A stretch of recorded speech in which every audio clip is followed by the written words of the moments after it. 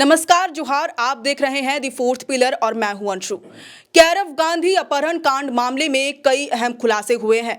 Police ने पत्रकारों से बातचीत के दौरान कई ऐसे राज खोले हैं जिसको जानने के बाद आप भी बिल्कुल शॉक में पड़ जाएंगे, आप भी बहुत हैरान रह जाएंगे। जैसा कि आपको मालूम है कि बीते 13 जनवरी को कैरव गांधी, जो कि जमशेदपुर के बिष्टुपुर थाना के एक बहुत बड़े युवा उद्यमी है, उन्हें किडनैप किया गया था। उस मामले में अब एक बहुत बड़ा खुलासा हुआ है। पुलिस ने फिलहाल 5 और लोगों को गिरफ्तार किया है। इससे पहले 6 और लोगों की गिरफ्तारी हो चुकी है, यानी कुल मिलाकर अब तक 11 लोग गिरफ्तार हो चुके हैं।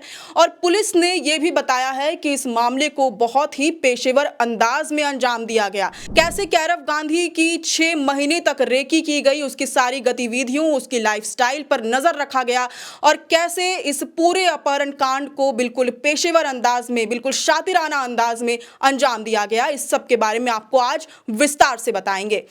फिलहाल आपको बताएं कि 5 लोग गिरफ्तार हुए हैं इस मामले में। ये 5 लोग हैं अमरिंदर सिंह उर्फ करतार सिंह, मनप्रीत सिंह, इन दोनों को ही लुधियाना से गिरफ्तार किया गया है। गुरदीत शेर सिंह को कोलकाता से गिरफ्तार किया गया है। संतोष कुमार को दिल्ली के गाजियाबाद से और राजकरण यादव को बिहार के शेखपुरा से गिरफ्तार किया गया है। इन लोगों को गिरफ्तार कर न्यायिक हिरासत में भेजा गया है। इन लोगों की निशानदेही पर तजिंदर पाल सिंह नाम के एक अपराधी के यहां से फॉर्च्यूनर कार बरामद की गई है। तजिंदर पाल सिंह लुधियाना के रहने वाले हैं और उनके लुधियाना स्थित घर से ही फॉर्च्यूनर कार की बरामदगी हुई है। इसके साथ साथ रुपेश कुमार पासवान, जो कि गया जी के रहने वाले हैं, उनके यहां से पजेरो कार बरामद किया गया है। अब आपको बताएं कि 6 महीने तक कैसे कैरव गांधी की रेकी की गई, कैसे 6 महीने तक उनकी सारी गतिविधियों पर नजर बनाए रखी गई। आपको बताएं कि कैरव गांधी अक्सर यूनाइटेड क्लब जाया करते थे और वहां जाकर के पार्टियां किया करते थे। वो काफ़ी खर्चीले किस्म के इंसान थे, उनका स्वभाव काफ़ी खर्चीला था। बड़े उद्योगपति के घर से बिलोंग करते हैं तो जाहिर है कि वह काफ़ी खर्च किया करते थे।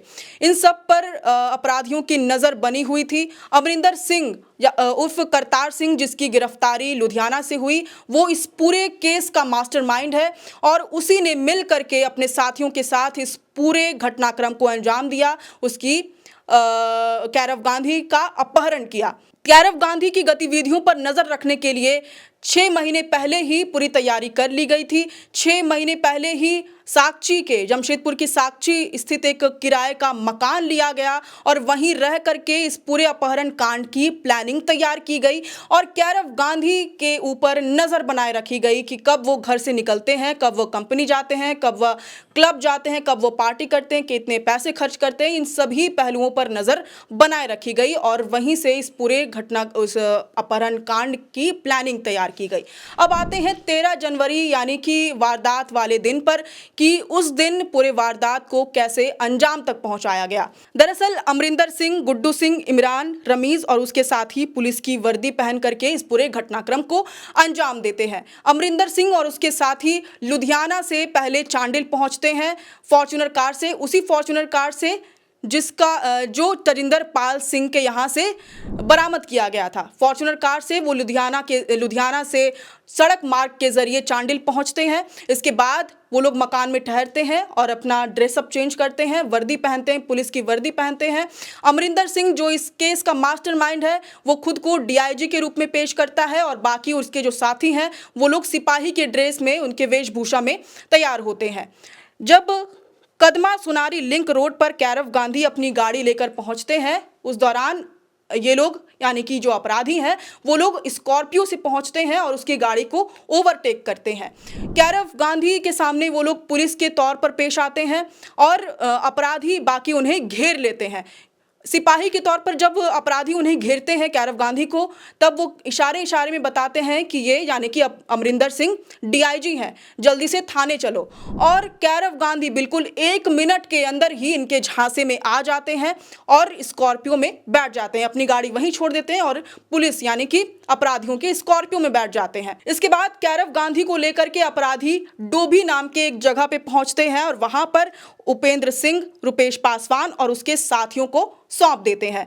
अपहरण की घटना को अंजाम देने के बाद कैरव गांधी को बिहार के गयाजी स्थित बिसार गांव में रखा जाता है और काफी दिनों तक वहीं पर उसे छोड़ दिया जाता है। आखिरकार जैसा कि हम आपको पहले भी इस पूरे अपहरण कांड के बारे में बता चुके हैं कि बरही से कैरव गांधी को सुरक्षित बरामद कर लिया जाता है और इस घटना को कैसे पूरे पेशेवर अंदाज में अंजाम दिया जाता है ये भी आपको बताते हैं। देखिए, पुलिस को चकमा देने के लिए, क्योंकि पुलिस की वर्दी में ही अपराधी कैरव गांधी को उसका अपहरण करते हैं, तो पुलिस को चकमा देने के लिए वो लोग क्या करते हैं कि अपनी स्कॉर्पियो कार, जिससे वो लोग पहुंचते हैं कदमा सुनारी लिंक रोड पे और कैरव गांधी को घेरते हैं।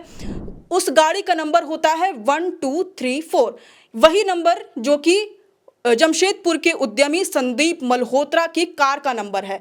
दरअसल जमशेदपुर के उद्यमी संदीप मल्होत्रा की ज्यादातर कारों का नंबर 1234 ही है और इसी का फायदा उठाकर अपराधी अपने गाड़ी का नंबर भी फर्जी तरीके से 1234 रख लेते हैं और इसी का फायदा उठा करके वो लोग कैरव गांधी का अपहरण करते हैं और पुलिस को चकमा देते हैं।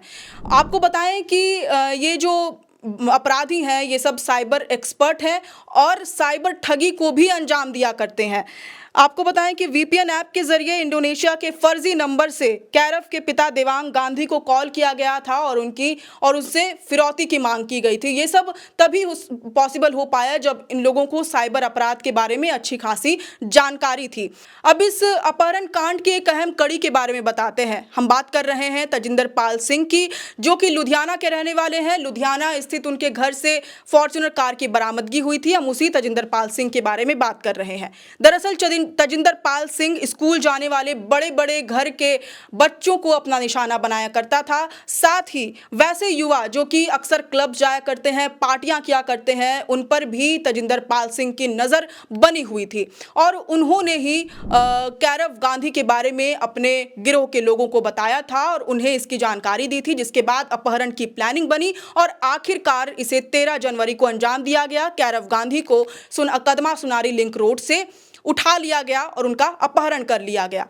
तो ये पूरी घटना थी और ये इस तरह से पुलिस ने पूरे मामले के बारे में बताया, पूरे घटनाक्रम का खुलासा किया। आपको बताएं कि इस मामले में अब तक कुल 11 लोगों की गिरफ्तारी हुई है। अभी 5 लोगों की फिलहाल गिरफ्तारी हुई, इससे पहले 6 और लोगों की गिरफ्तारी हो चुकी है। इन 6 लोगों में गुड्डू सिंह, अर्जुन सिंह, मोहम्मद इमरान आलम, रमेश राजा और मोहन कुमार प्रसाद शामिल है। यानी कुल मिलाकर अब तक 11 लोगों की गिरफ्तारी हुई है, लेकिन इसके बावजूद अभी और भी अपराधियों की तलाश जारी है। उनकी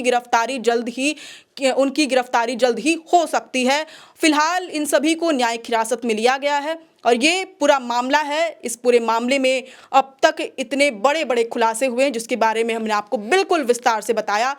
उम्मीद है कि आपको इस खुलासे के बारे में जान करके काफ़ी कुछ समझ में आया होगा। इस घटना के बारे में काफ़ी आपको विस्तार से जानकारी मिल गई होगी। अब आपकी इस पूरे घटनाक्रम पर और इस पूरे मामले पर क्या प्रतिक्रिया है, ये हमसे कमेंट बॉक्स में ज़रूर साझा करें। शुक्रिया।